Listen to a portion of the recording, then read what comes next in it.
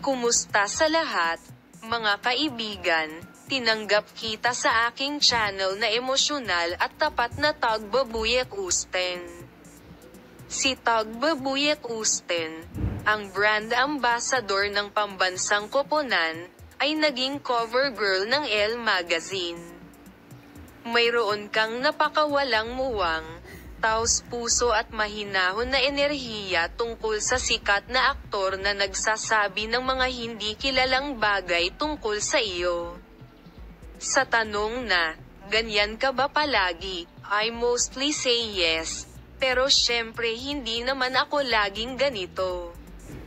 Habang nagtatrabaho, maaari akong palaging nakatuon sa paggawa ng aking makakaya sa yugto ng paglikha.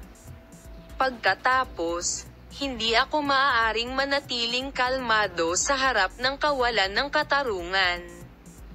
Kung may sino mang sadyang nagalit sa mga taong mahal ko, makikita mo ang ibang tagba. As an actor, I can share my emotions much more intensely and deeply. But I am mostly in control, sagot niya. Wala akong pinagsisisihan.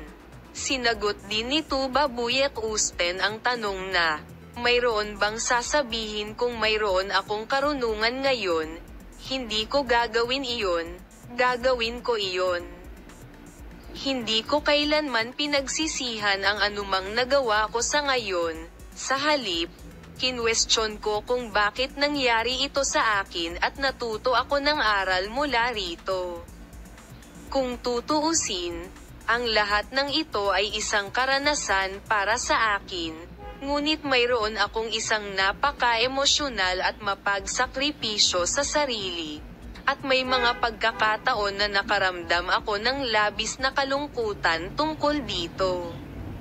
Salamat sa lahat sa panunood ng aking video column. Makita ka sa mga bagong video.